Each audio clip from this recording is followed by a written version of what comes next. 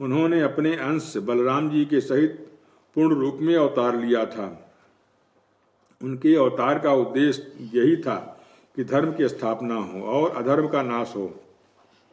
ब्राह्मण वे धर्म की मर्यादा के बनाने वाले, उपदेश करने वाले और धर्म के रक्षक थे। फिर उन्होंने स्वयं ही धर्म के विपरीत पराई स्त्रियों का स्पर्श कैसे किया।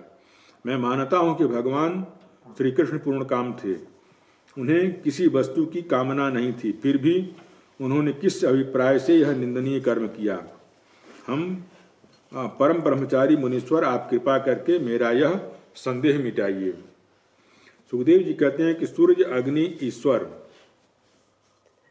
कभी कभी धर्म का उल्लंघन और साहस का काम करते देखे जाते हैं, परंतु उन कामों से उन तेजस्वी पुरुषों को कोई दोष नहीं होता है। अगर सूर्य के धूप में कोई जल जाता है तो भगवान सूर्य को कोई दोष नहीं दे सकता है। अग्नि अगर किसी को जला करके भस्म कर देती है तो उनको कोई दोष नहीं देता है। और सूर्य संसार के जितने भी पानी होते हैं, चाहे वो पानी खारा हो, चाहे मीठा हो, चाहे कचरा हो, चाहे गंदा पानी नाले का पानी ही हो, सब सोख लेते हैं, लेकिन उनको कोई दोष नहीं लगता, वो कभी अपवित्र नहीं होते। इसी तरह से भगवान के अंदर किसी भी प्रकार का कोई दोष नहीं देखा जाता है, चाहे वो कुछ भी कर रहे हों। देखो, अग्नि सब कुछ खा जाती है परंतु उन पदार्थों के दोष से लिप्त नहीं होती है। जिन लोगों में ऐसी सामर्थ्य नहीं है उन्हें मन से भी वैसी बात कभी नहीं सोचनी चाहिए। शरीर से करना तो दूर रहा, यदि मूर्खता बस कोई ऐसा काम कर बैठे तो उसका नाश हो जाता है। भगवान शंकर ने हलाहल पी लिया था, दूसरा कोई पी ले तो वह जल करके भस्म हो जाएगा। भगवान ने तो बचपन में ही पी लिया था, पूतना के द्वारा जहर पी लिया था। गिरिराज पर्वत को उन्होंने अपने अंगुली पर उठा लिया था।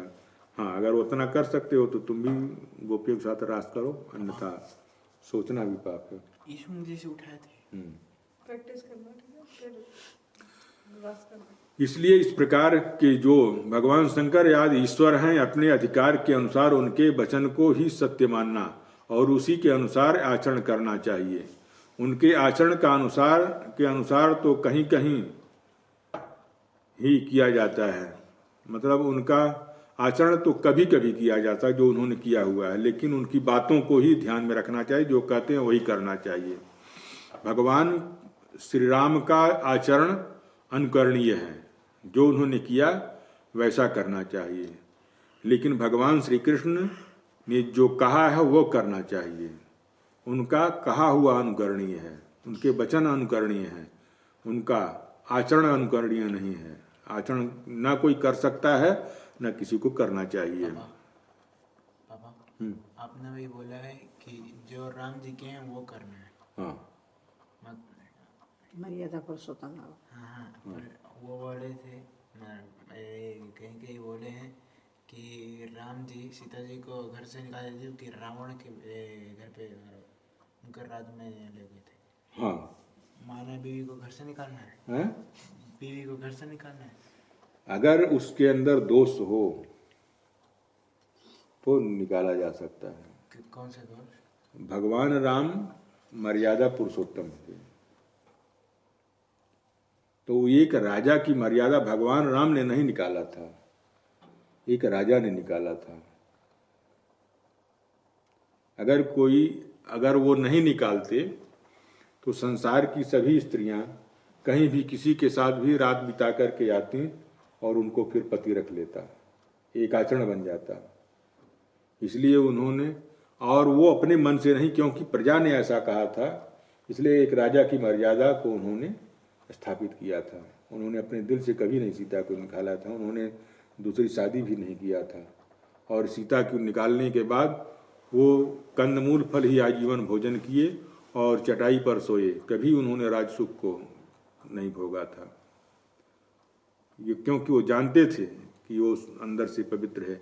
लेकिन संसार में ऐसी एक मर्यादा फैल जाएगी कि कोई भी स्त्री पशुओं के समान स्वच्छंद होकर कहीं भी रहे, कहीं भी आए, कहीं भी जाए, तो इस प्रकार का आचरण राज्य में, देश में ऐसी मर्यादा की स्थापना नहीं होनी चाहिए। इसलिए भगवान राम ने निकाला था।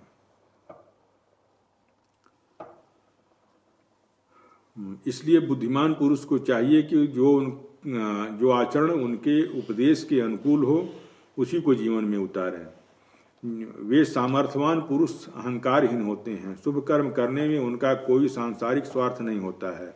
इसी प्रकार से अशुभ कर्म करने में अनर्थ भी नहीं होता है। वे स्वार्थ और निस्वार्थ अनर्थ से ऊपर उठे होते हैं। जब उन्हीं के संबंध में ऐसी बात है तब जो पशु पक्षी मनुष्य देवता आदि समस्त चराचर जीवों के एकमात्र प्रभु सर्वेश्वर भगवान हैं, उनके साथ मानवीय शुभ या अशुभ बंधन संबंध कैसे जोड़ा जा सकता है। जिनके चरण कमलों के रज का सेवन करके भक्तजन तृप्त हो जाते हैं, जिनके साथ योग प्राप्त करके उसके प्रभाव से योगी जन अपने सारे कर्म बंधन काट डालते हैं, और विचारशील ज्ञानी जन जिनके तत्व का विचार करके तत्स्वरूप हो जाते हैं तथा समस्त कर्म के बंधनों से मुक्त होकर के स्वच्छंद विचरते हैं, वे ही भगवान अपने भक्तों की इच्छा से अपना चिन्मय विग्रह प्रकट करते हैं। तब भला उनमें कर्म बंधन की कल्पना कैसे हो सकती है। अच्छा, स्वच्छंद विचरते हैं मतलब कि उसका मतलब क्या होता है? मनमाने ढंग से, तो स्वतंत्र है, उनके ऊपर किसी का बंधन नहीं है, रोक टोक नहीं है।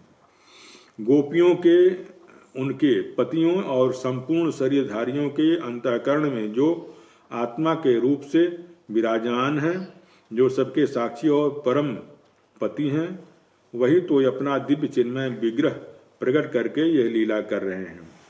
भगवान जीवों पर कृपा करने के लिए ही अपने को मनुष्य के रूप में प्रकट करते हैं और ऐसी लीलाएं करते हैं जिन्हें सुनकर के जीव भगवान के परायण हो जाता है, भगवत परायण हो जाता है। ब्रजवासी गोपों ने भगवान श्री कृष्ण में तनिक भी दोष बुद्धि नहीं की। वे उन्हीं की योग माया से मोहित होकर के ऐसा समझ रहे थे कि हमारी पत्नियां हमारे पास ही हैं। उनको आभास भी नहीं हो कि हमारी पत्नियां उनके साथ चली गई हैं। ब्रह्मा की रात्रि के बराबर रात्रि बीत गई, मतलब वो कई युगों के बराबर वही एक रात हुई, लेकिन कई युगों के बराबर हो गई वही एक रात। ब्रह्म मुहूर्त आया, यद्यपि योगियों की इच्छा अपने घर जान लौटने की नहीं थी, फिर भी भगवान श्री कृष्ण की आज्ञा से वे अपने अपने घर गए, क्योंकि वे अपने प्रत्येक चेष्टा से, प्रत्येक संकल्प से केवल भगवान को ही प्रसन्न करना चाहती थी।